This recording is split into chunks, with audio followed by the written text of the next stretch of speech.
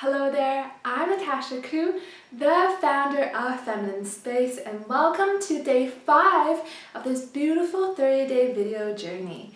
And today we're going to be talking all about power and how do we feel strong and powerful in our own way as women in this world.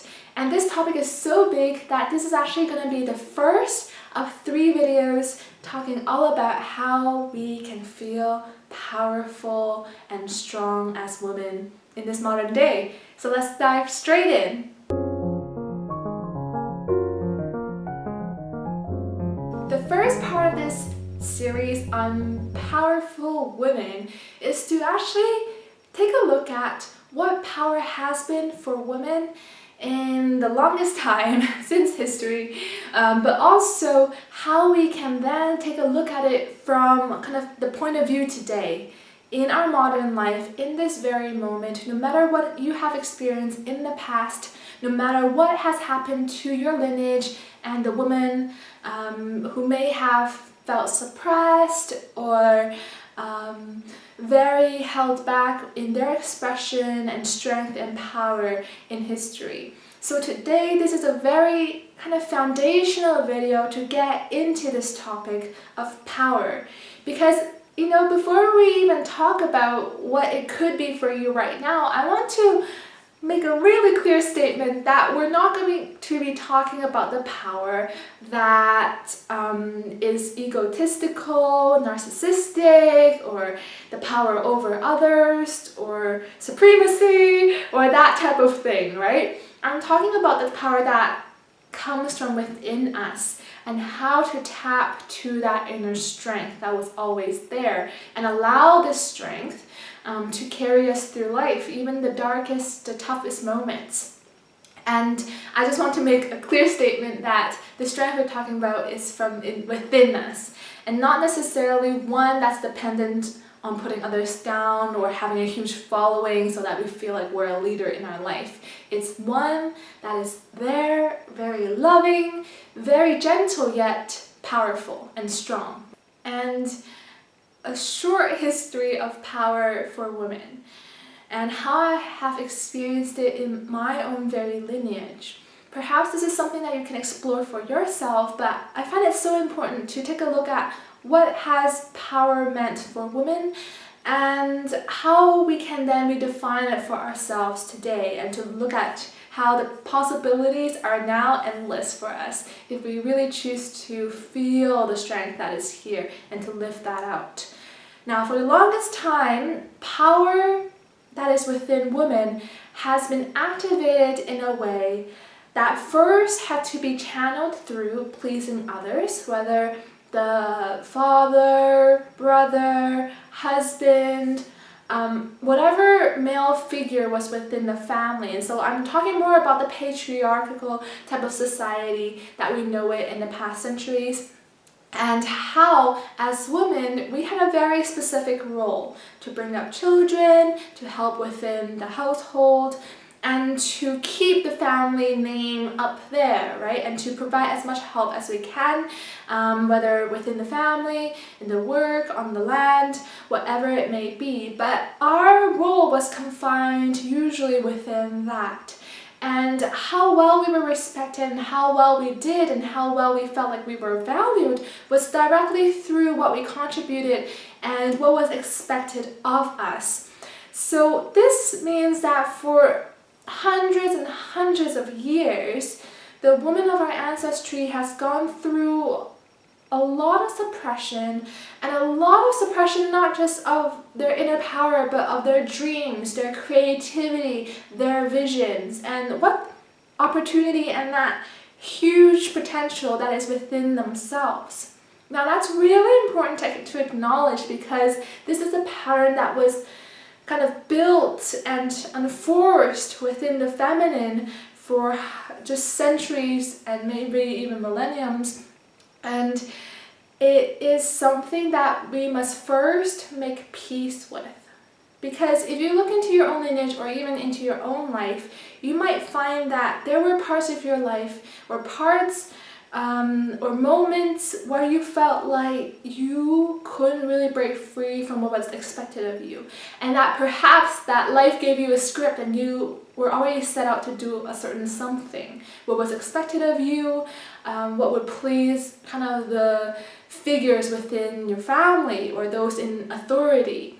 But what I really want to help us all understand here is that it's something that has happened again and again in the past, and it holds immense pain within the universal feminine, I gotta say, because it's something that I feel within also my mom, the resentment, that pain of having never lived out her dreams. So this is not a complete downer of a video, but this is to get a conversation going that women have sacrificed a lot of dreams, and women have met a lot of expectations, and we've done our role perfectly in the past of what was expected of us and what we felt was necessary to survive and to depend on the male figure or the authority in our life in order to survive and to thrive the best we can. But to kind of fast forward to today, sometimes we may still live out these certain patterns very unconsciously. And something that modern women often face today, and I see it within my clients, is that we can go completely two ways because of the freedom that we have today, and due to the history and what we've witnessed women go through, whether the female figures in our life or what we've heard in the past or what we have personally experienced, is that we may have seen a woman who is our role model or biggest figure growing up, being someone who did her work well at home. One who sacrificed her life for her family, just like the olden days, and who, a woman in our life who we looked up to, yet we looked at her and said, where are you? And where are your dreams? And when are you going to fully live them out? So we grew up with a female figure who did the best she could at that time, yet we know that there's immense sadness or resentment within her for her silent voices and for her gray and one-dimensional dream, because it actually never came into this life.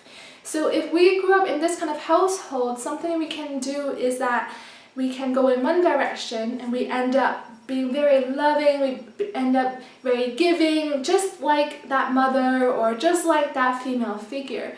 And we become a constant yes to everyone in our lives. And that can then really infringe upon our personal boundaries, and we become a people pleaser in our life. So that's something that we'll cover in the next video, but that is one very extreme direction we can go.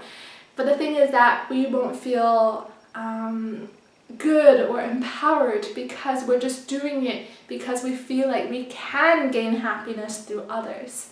Now, another way that we can go when we kind of grow up in this environment or hear about it again and again in our lives is that we set this goal, we have this idea in our head that we will never be like that poor woman who we saw growing up, whose dream was suppressed, who didn't live for herself. So we end up going very kind of masculine and very direct, very goal-oriented, climbing up the corporate ladder, trying to achieve all the things like, you know, like a boy like hundreds of years ago was kind of expected to do, kind of being that breadwinner, taking the lead in your life, but doing it just to prove something, to prove that you're not just someone who's at home, staying at home, depending on your husband, that type of thing. Not that there's anything wrong with any of these situations, okay? It's more the intention that I'm mentioning, that inner fight of trying to prove something, or the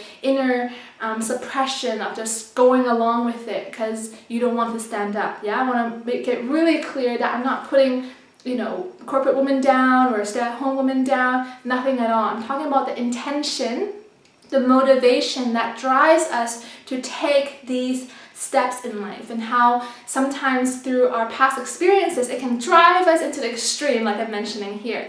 So sometimes we have these women who grow up acting completely opposite or acting the very same as the biggest female figure in your life. And from kind of this path, these two different paths, you then try to find the power, the value, the strength within playing those roles. Now, what I really want to share with you right now is that redefining what power means to you is something that is very personal. And it's something that a role, like a job, being alpha female, or being a mother, or trying to give to everyone, trying to please everyone, trying to be the perfect everything, overgiving, overflowing, it's something that neither of these destinations or journeys can ever give you. Because no matter where you are in your life, there is a power within you. It's the power that is kind of like electricity, powering you as a living being. The living spirit that is there powering you, for lack of a better word. But it's this connection to spirit, and it is this connection to the formless that is always there giving us strength. And it's a very different type of power than we often witness from kind of day-to-day life when we see on TV or on the internet. Because it's a power that is not materialistic, it doesn't have ranks, it can't be counted, but it's one that can be felt. Because when we really reclaim our power, what it really means is that we reclaim the choices we have in each moment. We reclaim the innate value, which is infinite, of who we truly are. And the moment we begin to tap into this energy and begin to see ourselves as someone much bigger than this little character living out this plot, this life, this story, and much bigger than just a mother, than a manager, or an executive, or whatever it is that we identify ourselves with, we can then tap into something so huge, something that brings us strength and safety and protection and so much creativity and like heldness, when you're held and you know that no matter what happens, you'll be okay. Now this is the power that I want to introduce today. And I know that there are sometimes many tactics we may try to use in life to kind of prove a certain idea that we are not this. We're not this because I thought that was weak, or now we're this because I know that is powerful because I saw that as weak, right? Sometimes we're struggling in our heads with ideas of weakness and ideas of what power and strength is. And when we kind of play this tug of war or play ping pong in our minds as to this is weak and that is strong, this is weak and that is strong, then we end up with playing all the roles and doing all the tactics and doing all the things in life that try to make us seem very powerful and strong, when that was all just built upon ideas. And that is very dangerous. I know that's how many of us live, but for me personally that is very dangerous, because that's a glass castle if you believe that is who you are and if you believe that's where your strength or power really comes from.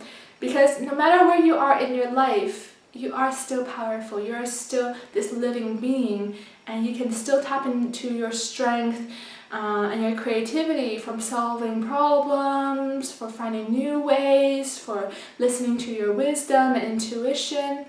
And to me, that is power, and to me that is a power that I always instill within my clients and within my tribe, is that we don't have to chase something and reach somewhere in order to be powerful. It is always within us if we allow ourselves to tap into that. Now this is a very different concept than what power is usually kind of taught to be or spoken about, but this is my version of it, and it's the one that works for me, and it's one that I've seen in the twinkle of my clients when they're very happy where they are, because they're respecting themselves and they respect that infinite divine energy that is within themselves.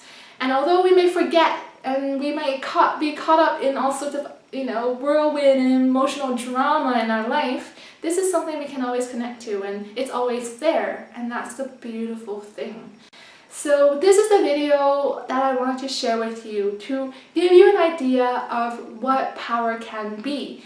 It doesn't have to be stacked upon cards of what weaknesses we have witnessed or strength or power, that we've seen as ideas thrown around as a child, or that we've learned through textbooks, or what we've seen in magazines. Power can be something that is worn upon us, that is within our energy, and that is always flowing here. And depending on the lineage and the history of the woman in your life, you might also feel a great suppression or resentment or pain or even rage that parts of you have not been able to be released, and parts of you may not have met this power in real life. And I want to acknowledge that with you, and please know that's okay. But before we get to what power can mean to you specifically, let's make peace with the suffering, with the suppression that women have felt, or maybe that you have even felt in your life at certain moments where you felt like you couldn't, you weren't allowed to, you weren't expected to, that sort of thing. Because once we grieve and we let that sadness and suppression come to an end and close that chapter, we're so much more easily and easier we can look forward and begin to define a unique power that is within you and get to know that for you.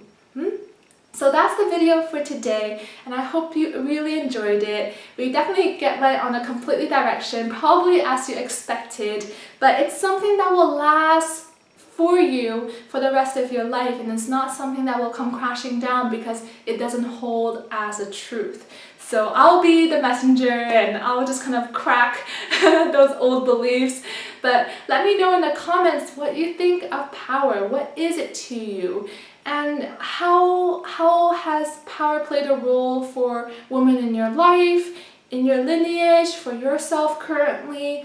And what is it that you wish to feel? This power within you. What is it to you, and what do you wish to discover there? So make sure you give me a thumbs up and subscribe for the next 2 videos on the topic of rediscovering and redefining the power that is our very own as women. So that's it for today, and we'll talk to you tomorrow. See